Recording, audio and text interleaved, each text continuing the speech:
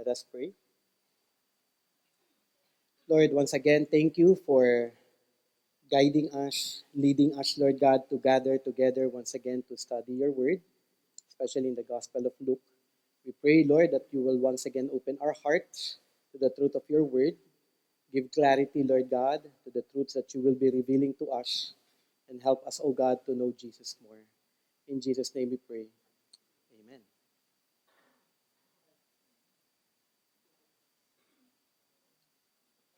Ang huli nating pag-aaral ay nakatuon sa generation na tumalikod kay Jesus. Sila ay hindi nakinig sa panawagan ni John the Baptist at maging sa panawagan ng ating Panginoong Jesus. Aking ikinumpara yung generation na yon sa ating generation at ating makikita na walang pagkakaiba. Hanggang ngayon, marami pa rin ang hindi tunay na nagbibigay halaga sa panawagan ng ating Panginoon. Kahit na alam na ng marami ang katotohanan at ilang beses pa na kanilang napakinggan ang mensahe ng mabuting balita. Actually, ito po yung ating inaral last month yata. Okay? So medyo matagal na po akong huli nakapagturo sa Luke chapter 7 at atin po itong babalikan. At sa huling pag-aaral na ito, aking dalangin lamang doon sa generation na tumalikod kay Jesus. At in comparison po sa ating generation ngayon, aking dalangin na sana sa bawat pakikinig ninyo ay mas nagkakaroon ng paunti-unti man lang na pag-unawa sa panawagan ng kaligtasan. At tunay na mabigyan ito ng seryosong panahon na pag-isipan at tunay na maunawaan ang kahalagahan ng kaligtasang hatid ng ating Panginoon. Minsan kasi nangyayari in our time, alam ko na yan, napakinggan ko na yan, gospel na naman. Ang pinaka nakakalungkot ay hindi po talaga tunay na naunawaan. At marami pa rin actually in our time na bulag pa rin, may feeling na Christian, may feeling na naunawaan, pero in reality, wala pa rin talaga. At marami pa rin maling pananaw in our generation na porke tumaattend ng church, Christian na. At yun po yung pinaka nakakalungkot. Kasi dapat makita po natin talaga kung ano talaga ang isang tunay na Kristiyano. And in our time, mahalaga na makita po natin na ang panawagan ng ating Panginoon ay napakahalaga at nawatunay na bigyan ito natin ng kaseryosohan sa ating buhay. Ang panawagan ng kaligtasan ay magkapatuloy po sa ating pag-aaral dito sa Luke chapter 7. At dito ating makikita ang panawagan na inyong makilala si Jesus na siya ay Diyos dahil siya mismo ay nagpapatawad sa ating mga kasalanan. At makikita po yan sa ating pag-aaral sa verse 36 to 50. Pero kung ating pong titignan lamang yung chapter 7, ating makikita na si Jesus ay may authority na magpagaling ng may sakit. So ibig sabihin, may kapangyarihan siya, may authority siya ay Diyos. At inaral po natin yun sa chapter 7 verse 1 to 10. At si Jesus din ay nagpakita na dahil siya ay Diyos, nagpakita siya ng compassion sa isang widow na namatay ang anak. At kanya to itong binigyan muli ng buhay. At ating naaral ito sa verse 11 to 17. At muli naghayag si Jesus na siya ang ipinangakong Mesaya. Ang kanyang panawagan ng kaligtasan. Maging sa pagdating ni John the Baptist, kanya itong pinakilala kung ano yung kahalagahan ni John the Baptist at yung kanyang kahalagahan ng kanyang pagdating. Na siya ang Mesaya, ipinangakong tagapagligtas. Inaral natin yon from verse 18 to verse 35. Sa bawat story, sa bawat chapter, mahalaga na inyo po itong makita, especially in the Gospels, dahil sa Gospels, dito po nagpapakilala kung sino si Jesus. It's not about the story, ang galing niya nagpagaling. Sa bawat story ay pagpapakilala sa atin ng ating Panginoon kung sino ang Mesaya, kung sino si Jesus. At ang tuon actually ng gospel ay ating tunay na kilalanin si Jesus kung sino siya. At ngayon si Jesus ay ating makikilala pa ng higit dahil sa kanyang pagpapatawad sa mga taong makasalanan. Na kung ikaw ay kikilala kay Jesus, magpapakumbaba, ikaw ay makakatanggap ng kapatawaran. Ating basahin ngayon ang ating passage in Luke chapter 7, verse 36 to verse 50. Sabi po doon, one of the Pharisees asked him to eat with him, and he went into the Pharisee's house and reclined at table. And behold, a woman of the city who was a sinner, when she learned that he was reclining at table in the Pharisee's house, brought an alabaster flask of ointment. And standing behind him at his feet, weeping, she began to wet his feet with her tears and wiped them with the hair of her head and kissed his feet and anointed them with the ointment. Now when the Pharisees who had invited him saw this, he said to himself, if this man were a prophet, he would have known who and what sort of woman this is who is touching him, for she is a sinner. And Jesus answering said to him, Simon, I have something to say to you. And he answered, say it, teacher. A certain moneylender had two debtors. One owed 500 denarii and the other 50. When they could not pay, he canceled the debt of both. Now which of them will love him more? Simon answered, the one, I suppose, for whom he canceled the larger debt. And he said to him, you have judged rightly. Then turning toward the woman, he said to Simon, do you see this woman? I entered your house, you gave me no water for my feet, but she has wet my feet with her tears, and wiped them with her hair. You gave me no kiss, but from the time I came, she has not ceased to kiss my feet. You did not anoint my head with oil, but she has anointed my feet with ointment. Therefore I tell you, her sins, which are many, are forgiven, for she loved much. But he who is forgiven little, loves little. And he said to her, your sins are forgiven. Then those who were at table with him began to say among themselves, who is this who even forgives sin? And he said to the woman, your faith has saved you. Go on in peace. Ating pong hatiin yung ating pag-aaral into 5 parts sa ating outline. The setting and invitation, verse 36 to 38. The Pharisees' judgment, verse 39. The parable of the two debtors in verses 40 to 43. The contrast between Simon, the Pharisee, and the woman. And that's from verse 44 to 47. And the declaration of forgiveness in verses 48 to 50. So ating simulan yung ating pag-aaral dun sa setting, sa invitation. Okay? Paano nga ba ito lahat nagsimula? So may isang Pharisee na nag-invite kay Jesus na pumunta sa bahay niya para kumain. Okay? Hindi ito actually nabanggit kung saan ito, pero ito ay bahagi actually ng Galilean ministry ng ating Panginoong Jesus. Sa invitation na ito, parang ang bait naman pala ng mga Pharisees. Diba? Nag-i-invite sila kay Jesus Christ. Naghahanda pa sila para kay Jesus. Pero in truth, sila ay walang tunay na pagkilala kay Jesus. Maaari na isa siya sa mga hindi na tunay na kumilala kay John the Baptist at kay Jesus doon sa huli po nating pag-aaral before. So bakit kaya siya nag-imbita? Bakit kaya itong Pharisee ito nag-imbita kay Jesus? Sila, in some way, ay sumusunod kay Jesus. Saan man nagpunta si Jesus, yung mga Pharisees, palagi po silang nandoon. At itong Pharisee po na ito ay nag-invite kay Jesus, hindi para ipakita yung kanyang pag-ibig, kung hindi para mahuli si Jesus na may magawa o masabi na mali o laban sa kautusan. Yun yung kanyang intention. Okay? Hindi para talaga i-accommodate, hindi para magpakita ng hospitality, in which doon sa story makikita natin na wala talagang hospitality ipinakita sa kanya. Meaning, ito ang invitation na ito ay may maling tuon. Mali yung kanyang tuon dito. Inyong tatandaan, walang Pharisee ang mag-i-invite ng kinikilala nilang blasphemer. Kasalanan para sa kanila yun. Okay? Maliban na lamang kung nais nilang gawan ng masama ang taong ito. So, ibig sabihin, mali yung intention ng Pharisees na ito kay Jesus Christ. So, siya ay may planong masama, pero ating makikita later na kahit na masama yung plano ng Pharisee na ito, maganda naman ang tugon ng ating Panginoong Jesus kung bakit siya sumama sa tahanan ng Pharisee na ito. Siguro isa pa na mahalaga na alam ni Jesus ang mga puso ng lahat ng tao. Naaral natin yun before, di ba? Jesus knows every heart of the people. Okay? Alam niya na meron ito actually masamang plano.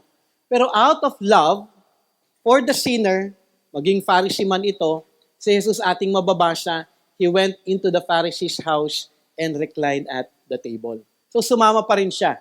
Kasi alam niya na ito'y pagkakataon na maibahagi ang mabuting balita. At maihayag actually na siya ay Diyos na nagpapatawad. At dito dumating ang isang babae. So yun yung setting. Okay? Yung invitation, Ngayon, dumating ngayon yung isang babae. Ano yung description sa babaeng ito in verse 37? Who was a sinner. Siya ay isang babaeng makasalanan. Siya actually ay isang prostitute. Sabi nga dun sa mga commentaries, isa siyang professional adulteress, immoral, impure, and living a flagrantly sinful life at a public level. Ibig sabihin, kilala siyang isang makasalanang babae. Parang nakakalungkot, yung kanyang description dito na parang in their place, itong babaeng itong makasalanan. Yun yung thinking ng lahat ng tao. Siguro every time na makikita siya na naglalakad sa kalsada, alam na itong taong ito ay makasalanan. At itong babaeng ito, nalaman niya na naroon si Jesus at naka-recline sa table sa bahay ng Pharisee na ito. Alam niyo na, mabilis kumalat yung balita dun sa lugar na yon patungkol kay Jesus. Siya ay pumunta at kanyang dinala ang isang alabaster flask of ointment. Ito ay perfume para mas makita po ninyo. Okay? Oil po siya na mabango. Okay? Sa description na ito, ating makikita na bahagi ang perfume sa buhay ng isang prostitute. Kaya meron siya nito palagi. Okay? Dahil mahalaga sa kanila kasi kailangan nilang mabango. Okay? Pero isang bahagi rin dito, yung description actually ng alabaster flask. Kung saan ito ay pagpapakilala na ito ay isang mamahaling lalagyanan. Ito ay isang marble actually na mula sa Egypt. Okay? Hindi siya cheap. Ibig sabihin, mamahalin itong kanyang dinala. So, siguro kung mahilig kayo sa perfume at may idea kayo sa perfume, may mga klase ng perfume talaga na mahal. Okay? Minsan, yung lalagyanan pa lang, minsan pagka bumili ka, kaya naging mahal dahil sa lalagyanan. Di ba? Tapos may makikita din kayong pabango na simple lang. Bench cologne. Okay lang ang bench cologne, pero it's cheaper compared kunyari sa mga signature na perfume. At hindi niya dinala yung perfume na simple lamang, in which na marami din siya noon for sure. Dinala niya actually yung pinaka-importante at pinaka-mamahaling perfume na meron siya. At makikita yun sa lalagyanan. Okay? So, in verse 38, makikita natin doon, siya ay tumayo sa paanan ni Jesus at umiiyak. Para mas ma-picture ninyo ang tagpong ito, pag sinabing naka-recline sa table, okay? Hindi ito parang nakaupo sa recliner. Okay, baka isipin nyo, naka-lazy boy siya doon, tapos nakaupo ng ganon at parang sitting pretty at sinusubu-subuan. Hindi po ganon. Okay? Ikaw ay partly na nakahiga dahil walang upuan at table lamang meron ang bahay na iyon. Ang chairs is only for royalty. Okay, hindi katulad ng panahon natin ngayon. May mga upuan lamang, yung may mga may kaya. Yun yung aking na-research nung aking inaaral ito. So, ibig sabihin, even Pharisee siya, wala siyang upuan, pero meron siyang table na mababa, okay? At doon sila nakahiga, okay, naka-recline sila, naka-side, tapos yung paa, syempre, malayo doon sa table. Kasi parang ang pangit naman na nandun yung paa mo malapit sa table at mababa. Okay? Tapos syempre, disyerto yun, madumi yung kanilang mga paa pagpasok. Hindi katulad natin, na alam mo yun, may doormat tayo, may sapatos tayo, medyo mas malinis na yung ating kalsada na nilalakaran ngayon. Yun yung kanyang situation. Okay? So nakalayo ito, yung paa ni Jesus ay nakalayo sa table, naka-recline siya at doon siya kumakain. At doon, nakatayo yung babae sa paanan ni Jesus. Nandun siya sa may dulo, okay, ng paanan. Nag-aantay ng timing na kanyang ma-anoint ang ulo ni Jesus ng perfume. Kasi anointment is only on the head. Okay? Anoint the head ng oil. Yun yung custom nila. Iisipin din ninyo actually, paano kaya nakapasok ang babaeng ito? Sa culture before, ang door ay madalas na nakabukas kung may bisita na maaring magkaroon ng usapan na mahalaga. Kaya ang iba ay makakapasok at pwedeng tumayo sa gilid ng bahagi ng bahay para makapakinig. So ganun yung kanilang culture. So you open nila yung pintuan, kasi nga nandun si Jesus, pwedeng magkaroon ngayon ng dialogue ito, pag-uusap, para yung ibang tao na, alam mo yun, hindi ko naman sinasabing chismoso, pero yung mga gusto makapakinig ng usapan na yun, pwede silang makapasok. Pero itong babaeng ito, actually, nakapasok siya dahil maaari na madilim at gabi yun, kaya siya nakapasok doon sa lugar na yun at hindi siya napansin. At hindi niya nakayanan na ng babae ang kalungkutan ng kanyang puso at siya ay umiyak at nakita na ang paa ni Jesus ay hindi nahugasan. Okay? Dahil naroon naman siya sa paanan, kanyang hinugasan actually yung paa ni Jesus ng kanyang luha. Isipin niyo, umiyak na ba kayo ng talagang maraming luha? Pero dito actually this is not something na alam mo yung gawang storya lamang. Ito'y totoong luha. Siguro humahagulgol siya at umaagos talaga siguro yung kanyang luha at kanyang alam mo yun, nilinis ng luha yung paanan ng ating Panginoong Hesus. Isipin mo parang isang tabong luha, no? Okay?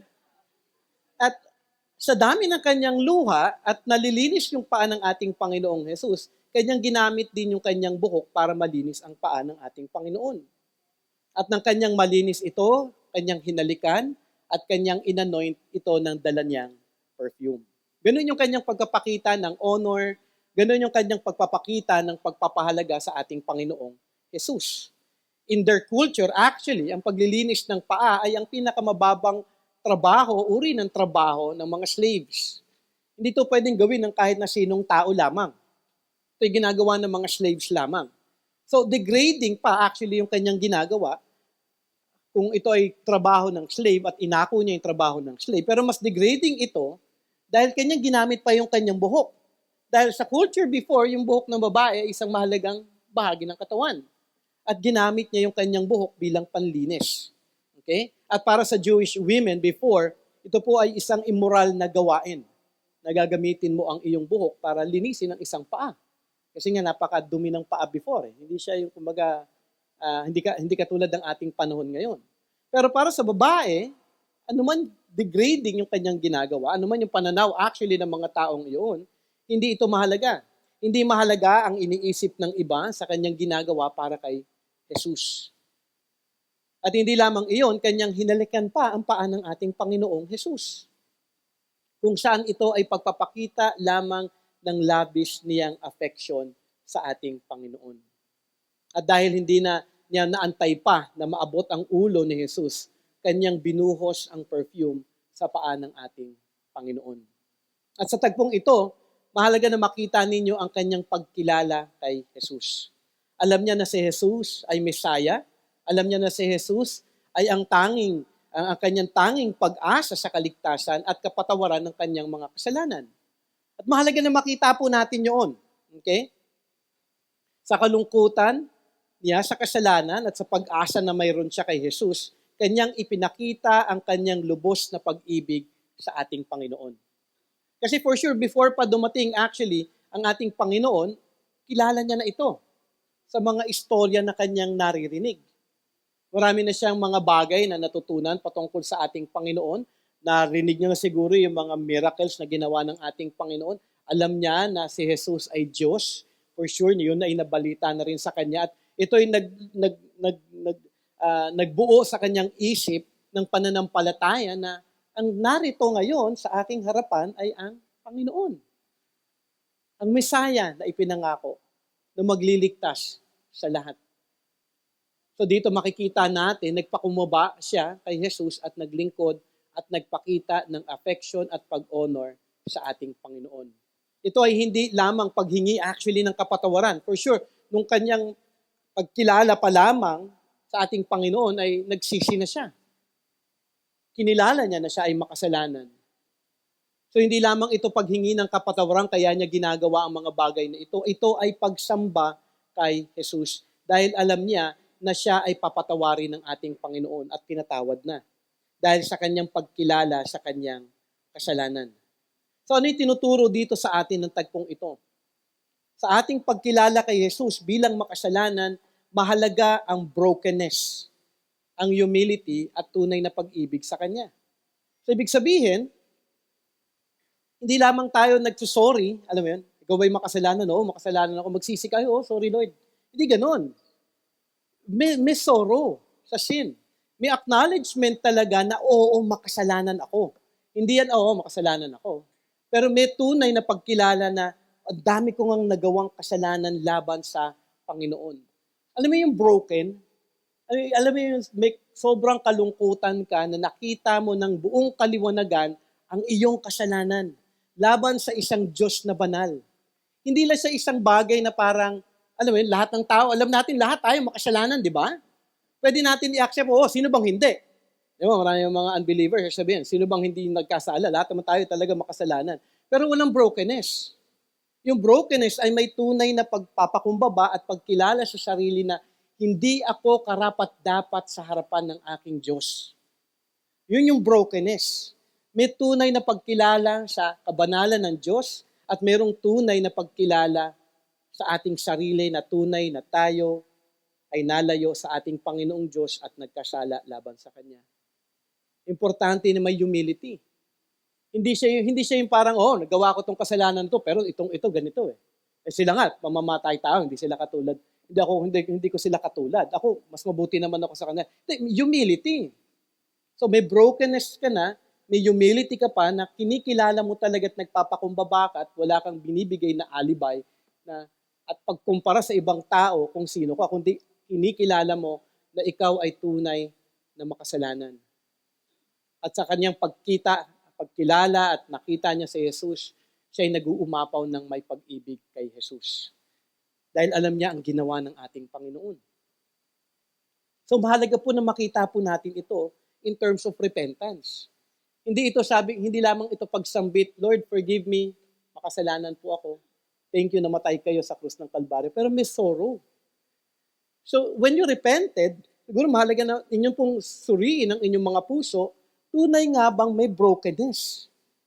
O parang nag-pray ka and then you shove it out and then okay ka na ulit. Pinatawad na naman ako ni Jesus Christ. Ayun naman talagang ginawa niya para sa akin. Hindi, may tunay talagang pagpapakumbaba. Dahil ito ay pagkapakita ng inyong tunay na pagkilala kay Jesus kung sino siya. At pagpapakita ng pangangailangan mo sa kanyang biyaya at awa at kapatawaran. At mahalaga ito na inyong tunay na suriin sa inyong puso. Ganito nga din ba ang pagkilala mo sa iyong sarili? Na ikaw ay makasalanan. Katulad ng babaeng ito. Be reminded, lahat po tayo ay makasalanan. Wala tayo actually pagkakaiba sa babaeng ito. Kaya kung pumasok mo sa iyo, hindi naman ako prostitute. Hindi ka nga prostitute, pero liar ka naman. Wala pong pagkakaiba. Kasi ang problema po sa ating mga tao, nagbibigay po tayo ng levels of sin. Pero in reality, before God, lahat po tayo ay makasalanan. At malinaw po yun na sinabi in Romans chapter 3, na wala ni isa na naging mabuti. Lahat po tayo naging makasalanan. Lahat po tayo ay hindi nakaabot sa kaluwalhatian ng ating Panginoong Diyos. Hindi ka nga prostitute katulad ng babaeng ito, puno ka naman ng yabang. Ano yun? Yung parang walang pagkakaiba doon. Kaya nga maganda na makita ninyo ang tunay ninyong kalagayan at tunay ninyong katayuan sa harapan ng ating Panginoon. Wala tayong pagkakaiba. Lahat tayo ay nangangailangan ng kapatawaran kay Jesus. Ganito nga din ba ang naging pagkilala at paglapit mo kay Jesus? May lubos na pag-ibig sa Kanya dahil alam mo, lalo na in our time, we have the Bible, kumpleto na ang lahat, na-reveal na sa atin in Scripture. Ilang beses na natin narinig yung story about Jesus Christ. Nagkaroon ba ito ng tunay na pag-ibig kay Jesus na, Lord, ang laki nga ng ginawa mo para sa akin? Meron bang pagbibigay ng honor kay Jesus Christ dahil sa kanyang ginawang kaligtasan para sa iyo? Kung ikaw ay napatawad na, paano mo ngayon ipinapakita din kay Jesus ang labis mong pag-ibig sa Kanya? Ang daming nagsasabi, napatawad ako, pero walang pag-ibig kay Jesus. May pananaw ng pag-ibig in a secular thinking, pero yung love out of Scripture based, dapat ganun po yung klase ng pag-ibig na meron tayo sa ating Panginoon. Anong klase nga bang pananampalataya, pagsisisi, at pag-ibig kay Jesus meron kayo? O ikaw ang susunod na naging halimbawa dito sa story na ito. Dito po sa verse 39, yung judgment po ng Pharisee. Sabi doon, now when the Pharisee who had invited him saw this, he said to himself, if this man were a prophet, he would have known who and what sort of woman this is who is touching him, for she is a sinner. Sa kanyang nasaksihan, ang una niyang naisip ay i-criticize si Jesus. Sabi ko nga kanina, nag-invite siya para lamang may mahanap na mali kay Jesus. At ito na yon. Sa kanyang isip, may judgment na kagad siya kay Jesus. Kung propeta ito, dapat alam niya. Okay? Which is Jesus is prophet, priest, and king. Okay?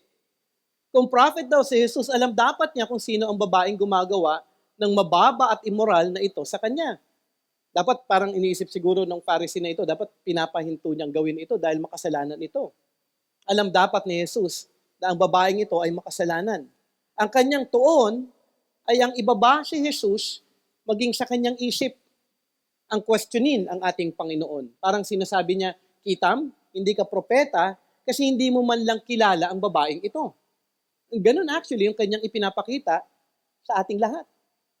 Ang puso niya ay actually malayo kung ikukumpara natin sa babae dahil ang tuon niya, siya ay mabuting tao at hindi kailangan na makapagkumbaba at kilalanin si Jesus. Di mo ba alam, sinner ito? Di mo ba alam ako righteous? Dahil ang tingin actually ng Pharisee na ito sa kanyang sarili, siya po ay self-righteous. Siya ay po ay mabuti. Hindi niya kailangan ng kapatawaran ng isang tagapagligtas katulad ng babaeng ito. Imbis na kilalanin si Jesus, kanya itong ginudge sa kanyang isip at hindi binigyan ng honor ang ating Panginoong Jesus. Ano yung ating makikita dito? Lesson. Ang nakakalungkot, maaaring isipin ng marami na hindi naman ako katulad ng Pharisee. Kasi dito pinapakita actually yung color sa atin kung sino yung Pharisee na ito. Ay hindi din naman ako katulad ng Pharisee na yan. Eh, kilala ko naman si Jesus. At hindi ako self-righteous. Maraming magsasabi po ng bagay na yun. Pero ito ang problema ng ating panahon. Malinaw na ang gospel, alam natin ang ginawa ni Jesus na kaligtasan. Ang problema, hindi pa rin kayo maaari na magsabi ng masama kay Jesus. Pero kung patuloy pa rin kayong tumatalikod sa bawat gospel message, wala pa rin itong pagkakaiba sa ginagawa ng Pharisee. Kung ang tingin ninyo sa inyong sarili ay mabuti at hindi naman kayo masamang tao tulad ng babaeng ito, hindi din nyo talaga maaaring makita ang kahalagahan actually ng ginawa ni Jesus. Kaya maraming hindi talaga nagbibigay ng importance kay Jesus Christ. Pero syempre, ang isipin ng marami as they attend church, okay, maraming mga churches, maraming mga tao na gumagawa nito sa maraming mga churches, aattend sila kasi kailangan dahil this is a religious duty. Pero in reality, Christians gather because we worship God and we worship Jesus Christ. And because we love Jesus Christ, we are here together, gathering together, upang mas lalo tayong makapakinig ng kanyang salita at matuto sa kanyang salita at nagnanais na mabago sa pamamagitan ng kanyang salita. Kaya maraming uma-attend pero wala naman din patuloy na, pag-attend lang. So wala pong pagkakaiba kung inyong titignan. Kung dinideny ninyo, nandito lang kayo sa church just to have a check box na nag-attend ako ngayong Sunday, pero walang desire to truly know Jesus Christ, wala po talagang tunay na pagkakaiba dito sa Pharisee. Maaaring wala kayong sabihing masama kay Jesus, pero kung ang tingin ninyo ay okay lang, o deadma lang, lalo na pinag-aaralan natin ngayon ay patungkol kay Jesus at hindi nyo ito bibigyan ng kahalagahan, wala pong pagkakaiba sa Pharisee. But in reality, mahalaga na makita pa rin natin lahat tayo ay makasalanan. At wala ni isa sa atin naging mabuti sa harapan ng ating Panginoong Diyos. Kaya wala po talagang pwedeng maging self-righteous sa atin. Pero ang problem, lahat tayo ay self-righteous. Paano nyo malalaman kung kayo ay self-righteous? Pag once in a while, nagkukumpara kayo sa ibang tao. Self-righteousness po yun. Kasi may binibilang na kayo sa sarili ninyo. Ay ako, mas mabuti naman ako kaysa kay Pastor Jay. Ay mas mabuti naman ako kaysa sa taong ito. Minsan, hindi nyo ito sasabihin verbally, pero in your mind, o kaya pagka nag-isip na kayo, ang galing-galing ko. 2 oras ako nag-quiet time. Ay, yung pride. But in all of that, actually, we can do those things only because of the grace of God. Kaya nga mahalaga na makita ninyo kung wala ka pa kay Kristo Jesus, ay makita ninyo ang kalakihan ng inyong kasalanan at ang kalakihan ng ginawa ni Jesus para sa ating kaligtasan. Ako, until now, and I do hope all of us who are Christians, alam mo yun, hindi pa rin kayo nagkasawa na mamangha sa kagandahan ng ginawa ni Jesus.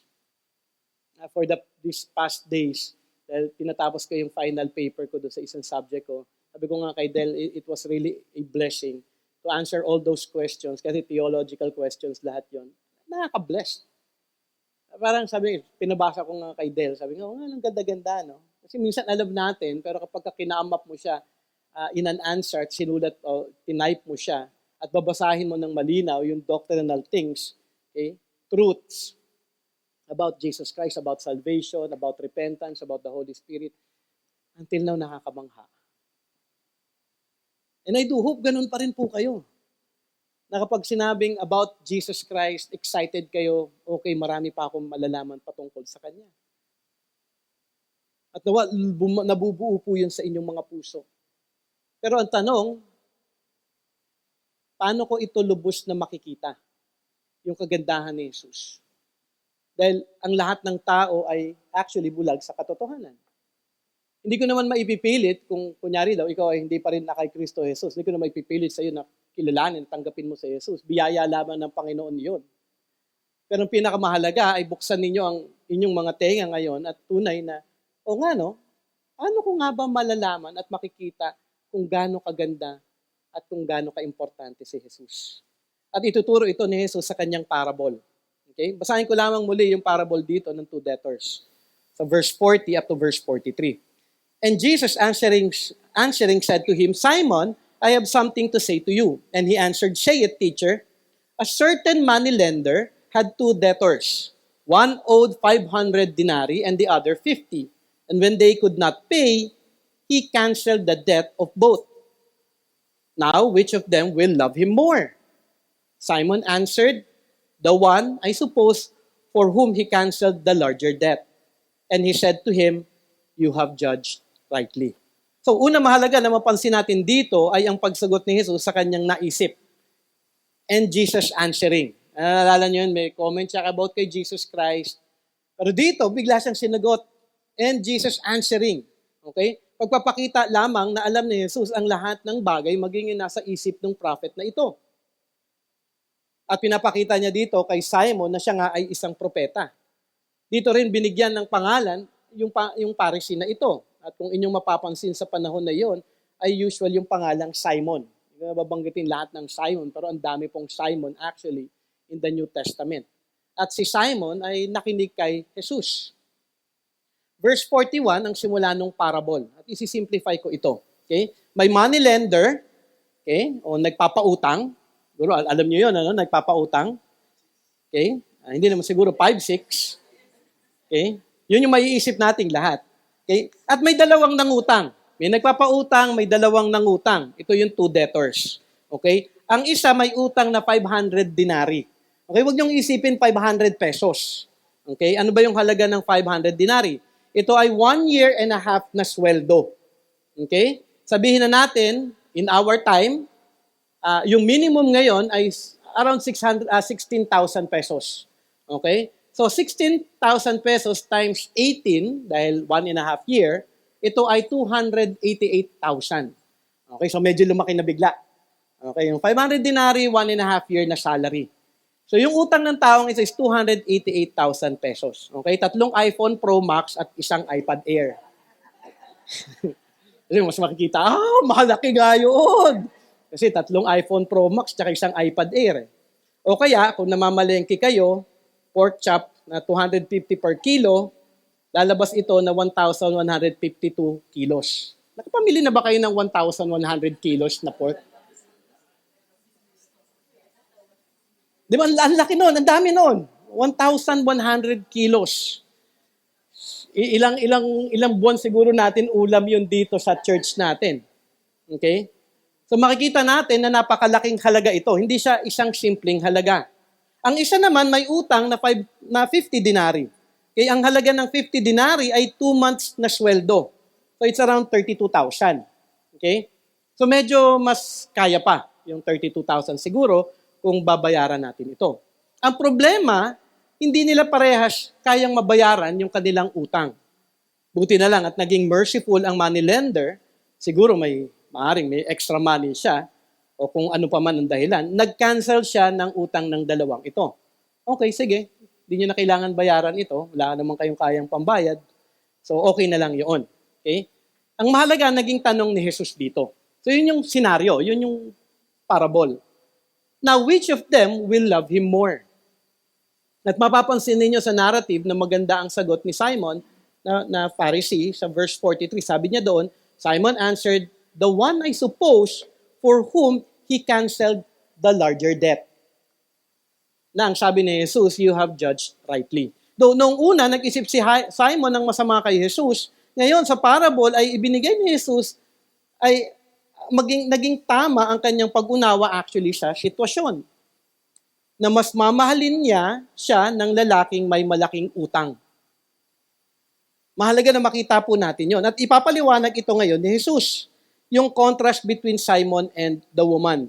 Okay? So maliwanag yon. Dalawa may utang, kinancel yung debt. Sino mas magmamahal dun sa money lender? Yung tao na may mas malaking utang. Siyempre naman, 288,000. Kinancel na yung utang na yun. Kahit naman ako, kung ginari daw ganun, may utang akong ganun kalaki, mamahalin ko talaga yung tao na nagpaubaya sa akin na wag nang bayaran yun. And then, tingnan natin ngayon kung paano ito in-apply ng ating Panginoon kay Simon at sa babae na naroroon. Then turning toward the woman, he said to Simon, do you see this woman? I entered your house, you gave me no water for my feet, but she has wet my feet with her tears and wiped them with her hair. You gave me no kiss, but from the time I came in, she has not ceased to kiss my feet. You did not anoint my head with oil, but she has anointed my feet with ointment. Therefore I tell you, her sins, which are many, are forgiven, for she loved much. But he who is forgiven little, loves little. Dito ngayon, ipinaliwanag ni Jesus kung bakit ganito na lamang ang ginawa ng babae sa kanya. Mula sa parable na mas mamahalin ng lalaki ang moneylender na may mas malaking utang kaysa sa may maliit na utang. Itinawid ni Jesus ang katotohanan ito sa babae. Dahil alam ng babae na siya ay makasalanan at makasalanan niya, nakikita natin, alam ng babae, makasalanan siya. In public, alam na siya ay isang sinner. Within herself, alam niya na makasalanan talaga ang kanyang pamumuhay. At nakita niya ito sa kanyang sarili. Dahil nakita ngayon ito ng babae na siya ay napakamakasalanan, makikita ngayon natin kung paano ngayon siya lumapit kay Jesus. Kaya naman hinugasan niya ang paa ni Jesus ng kanyang luha, pinunas ang kanyang buhok para linisin ang paa, at kanyang hinalikan ito patuloy at nag-anoint ang babae ng paa ng ating Panginoon. At kabaliktaran actually yung ginawa ni Simon. Sa pagdating ni Jesus, walang tubig na ibinigay para panglinis ng paa, walang paghalik sa kanyang pagdating, walang pag-anoint sa ulo ng ating Panginoong Jesus, which is custom na dapat ginagawa actually ng mga Hudyo para sa kanilang bisita. So ibig sabihin, ang laki ng difference. Dahil nakita ng babae ang kalakihan ng kanyang kasalanan, ipinakita niya ito sa ating Panginoong Jesus. Dahil ang lalaking ito, itong Pharisee na ito ay di niya nakita na siya'y makasalanan, hindi mahalaga si Jesus para sa kanya. Hindi niya ito ginawa dahil ang babaeng ito, hindi niya ito ginawa dahil hindi mahalaga si Jesus para sa kanya. Hindi niya ito ginawa dahil wala siyang pag-ibig kay Jesus. Ito yung ginawa actually nung Pharisee. Wala kasi siyang pag-ibig sa ating Panginoong Jesus, kaya wala siyang ginawang pagpapakita ng pag-ibig. Ang tuon ni Jesus dito ay nakita ng babae ang kanyang kasalanan, ang kalakihan nito. At dahil nakita niya ang kalakihan ng kanyang kasalanan, ano ang sabi ni Jesus sa verse 47? Therefore I tell you, her sins, which are many, are forgiven, for she loved much. Mahalaga na makita din natin actually yung tense na ginamit dito ni Jesus in Greek sa salitang are forgiven. Okay? Ito actually ay nasa perfect tense.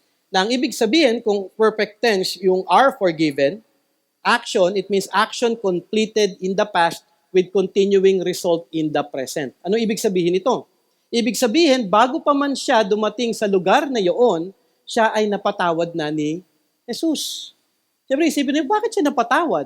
Kasi siya ay nanampalataya. Kaya nga in the ending, your faith has saved you. Yun yung statement ng ating Panginoong Jesus. So ibig sabihin, mahalaga na makita natin na bago pa man dumating ang babaeng ito, humingi na siya ng kapatawaran sa ating Panginoong Diyos at kinilala niya na kung sino si Jesus. Kaya nga actually mahalaga na makita natin na ito'y opportunity ng babae na maipakita niya ang kanyang gratitude at love kay Jesus. Hindi siya napatawad dahil siya'y umiyak, dahil siya'y naglinis ng paa ni Jesus, dahil nag-anoint siya ng paa ni Jesus. Hindi yun ang dahilan kung bakit siya napatawad. Kung hindi, alam niyang napatawad na siya, alam niya na may kapatawaran kay Jesus at kanyang ipinakita ang kanyang gratitude at pag-ibig sa ating Panginoong Jesus. Sabi nga ni John MacArthur, and I quote, her outpouring love for the Savior was the mark of her transformed life. At mahalaga na makita po natin yun. Ang sorrow ng babae sa kasalanan at ang pag-asa niya kay Jesus ang nagtulak sa kanya na ibuhos ang lahat-lahat para sa ating Panginoong Jesus. So ano yung lesson na dapat natin matutunan natin dito? Ito ay lesson para actually kay Simon. At itinuturo ni Jesus kay Simon, ikaw ay makasalanan. Huwag mong isipin na ikaw ay mabuti. Kailangan mong magpakumbaba, aminin ang kalakihan ng iyong kasalanan, laban sa Diyos na banal, at kilalanin si Jesus. Mahalaga na makita po natin yon. Minsan magpo-focus tayo mainly doon sa babae. Kagandahan doon sa babae, siya yung magandang example. Ang magiging question sa atin ngayon, nakita nyo ba talaga sa buhay ninyo ang kalakihan ng inyong kasalanan? Na hindi nyo ito binabaliwala. Na open kayo sa inyong sarili. Mayabang ako. Mapagmataas ako. Liar ako. In truth, alam nyo ang inyong sarili. Alam nyo, hindi kayo matuwid. Pero actually, kagandahan ng Christianity, hindi po tayo nagpapataasan o nagpapagalingan dito sa church. Dahil alam po natin, lahat tayo ay makasalanan at kailangan talaga natin ng kapatawaran. Alam niyo kung gaano kalikot ang isip ninyo. Alam niyo kung gaano kasama ang mga motibasyon ninyo. Alam ninyo kung ano kayo sa buhay ninyo. Dapat ninyo ngayong ipanalangin na, Lord, tulungan niyo ako na tunay na makita ang kalakihan ng aking pagiging makasalanan. Kaya naman ito ay makikita hindi lamang actually sa pagsambit, kundi ito ay makikita actually sa buhay mo. Sa inyong tunay na pagtalikod sa kasalanan at pag-alay ng inyong buhay para kay Jesus. Ito'y paulit-ulit na sa ating teaching. It's not just profession of faith. It is acknowledging that you are a great sinner and Jesus is a great Savior. And now, you turn away from that sinful life and now you follow Jesus Christ and you give your all. Ano yun? You give your all. Hindi yung parang, okay lang, nasave ako, pero okay lang. Okay lang, malate. Okay lang malate sa church. Yun ang mahalaga sa Jesus.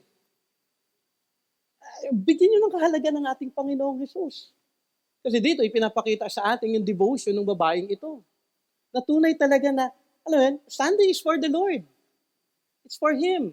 And I'll give my best for the Lord.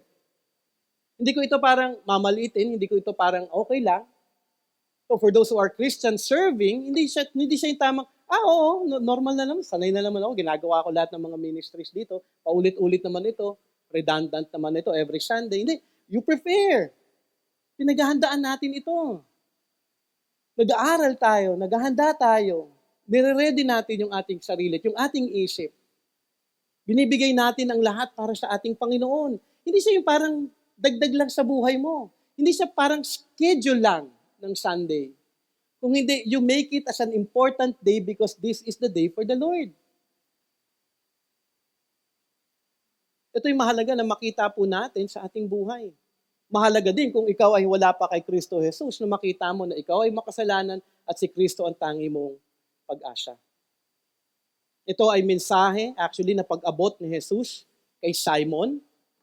Ito po ay mensahe na pag-abot ni Jesus para sa mga taong makasalanan. Muli inyong tatandaan, may resulta ang kapatawaran ng kasalanan.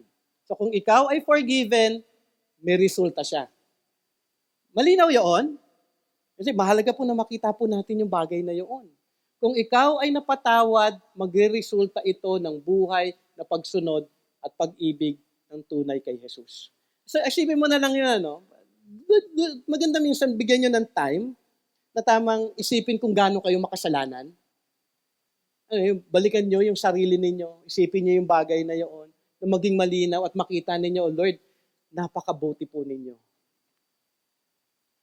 Actually, kung ikaw ay Christian, napaka-blessed mo dahil kung ikaw hindi pinatawad at hindi ka niligtas ng ating Panginoon, kung wala yung grace of salvation ni God, nasaan ka kaya ngayon?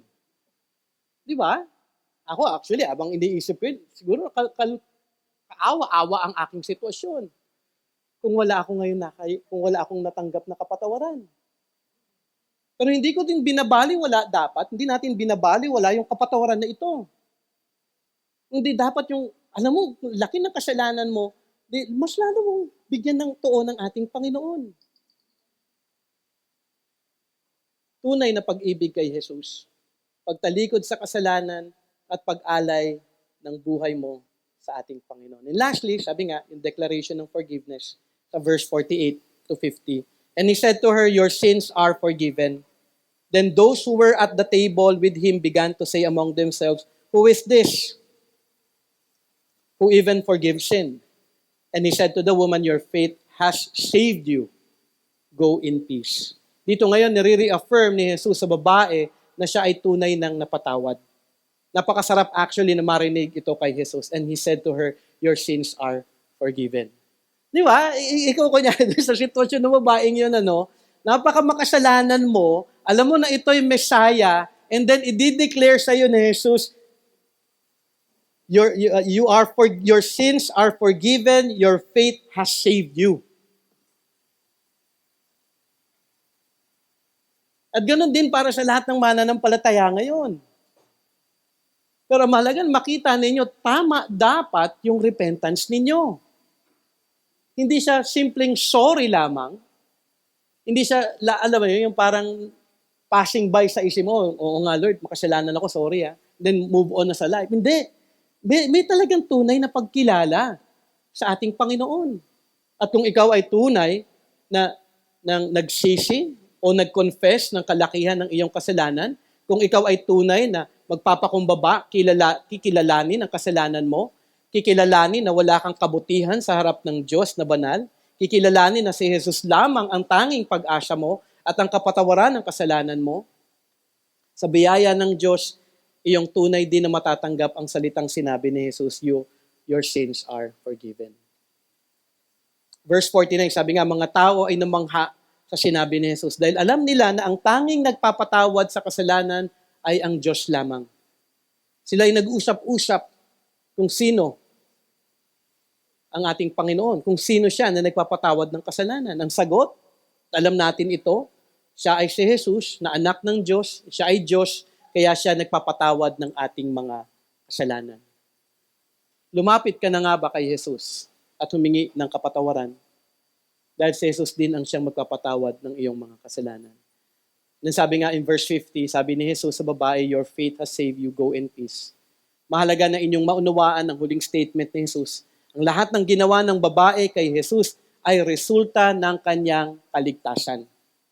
Dahil ang kaligtasan ay sa pamamagitan ng pananampalataya lamang kay Kristo Jesus. Tunay ka nga bang nanampalataya kay Jesus? Ibig sabihin, nanampalataya ka sa ating Panginoon kung ano yung kanyang ginawa para sa atin. Because faith alone saves. Ikaw nga ba ay tunay na nanampalataya kay Jesus? Makikita ang evidence ng inyong pananampalataya sa inyong pag-ibig sa Kanya. Hindi yung, alam mo, I have faith, pero walang evidence. Hindi nakikita. Hindi nararanasan sa church. Mahalaga na makita po natin ito. Pag-ibig na hindi lamang labas sa bibig. Alam po, love ko si Jesus. Ba't ikaw ba may love kay Jesus?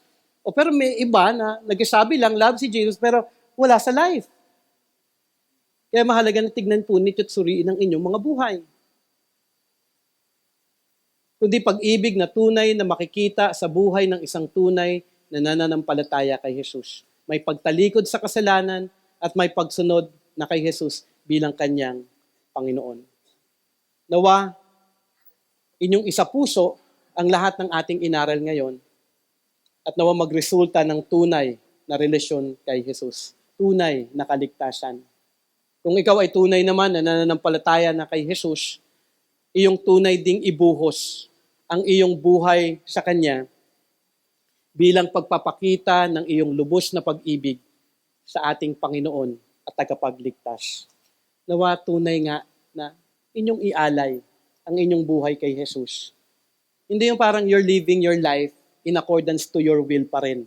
Alam mo, you're living your life ayon sa plano mo at kagustuhan mo at hindi nakasentro kay Jesus. Isentro nyo lahat kay Jesus. Ipaikot nyo ang lahat kay Kristo Jesus. Doon nyo lamang idagdag ang lahat. Okay?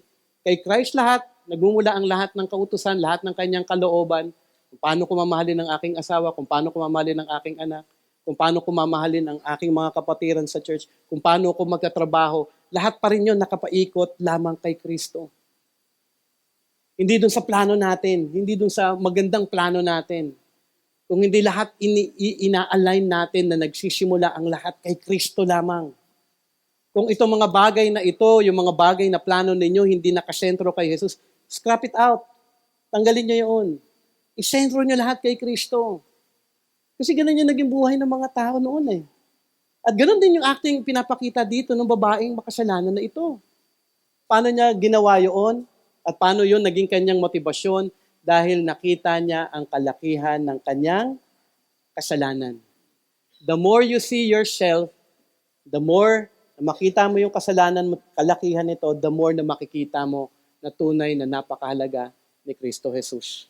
Ibig sabihin, kung hindi pa ganun talaga kahalaga sa inyo si Jesus, hindi nyo nakita ang inyong pagiging makasalanan, hindi nyo pa talaga tunay na nakikita ang kalakihan ng ginawa ng ating Panginoong Jesus. Kaya ang pamumuhay ninyo, malayo pa rin sa Kanya. Pero ang panawagan ngayon, manampalataya kay Kristo, ibuhos ninyo ang inyong buhay sa Kanya. Kung kayo ay tunay na magsisisi, kung kayo ay tunay na magpapakumbaba, may kapatawaran ito sa ating Panginoon. At kung kayo ay tunay na mananampalataya, nawa tunay kayong hindi na mabuhay para sa inyong mga sarili, kung hindi para sa ating Panginoon lamang at para sa kalawalatian ng Kanyang pangalan. Let us pray. Lord, once again, thank you for the time, Lord, that you have given us, Lord, to study your word. At napakahalaga, Panginoon Ama, ng mga bagay na ito. At aming dalangin lamang, Panginoon Ama, na ang bawat katotohanan na inyo pong itinuro sa amin ay tunay din po namin itong mai-apply. Hindi lamang po siya nawa maging isang bagay na inaral lang namin sa Luke chapter 7. Kung hindi, Panginoon Ama, yung aral at yung importansya, Panginoon Ama, na ipinakita, Panginoon Ama, na example para sa aming lahat, nawa ay maging mahalaga sa puso po ng bawat isa. Aming dalangin ang kaligtasan ng mga wala pa kay Kristo Jesus na makita nila ng tunay ang kalakihan ng kanilang kasalanan. Para sa mga mananampalataya at isa na kay Kristo, nawa patuloy po kami na nagpapakumbaba. Patuloy na makita na bagamat alam po namin na kami ay napatawad na, kami pa rin ay nagkakasala. At kailangan po namin talaga, O Diyos, araw-araw, bawat moment, Panginoon Ama, ng aming buhay ang inyong biyaya. At tulungan niyo nga po kami, Panginoon Ama, na makita ito at patuloy na kami ay mag-confess, mag-repent, talikuran ng kasalanan, at tunay na ialay namin, Panginoon Ama, ang aming buhay para sa kaluwalhatian ng inyong pangalan. So I pray for us who are now in Christ that we may truly live a life, Lord God, following Christ and honoring Christ in everything. So thank you, Lord God, for your word. Thank you for this great reminder. Thank you, Lord God, for your warning. Thank you, Lord God, for your rebuke, for your correction, for teaching us, Lord God, about your word. May this truth, Lord God, be lived out, Lord God, in our lives. In Jesus' name we pray. Amen and amen. Okay, meron lamang po tayo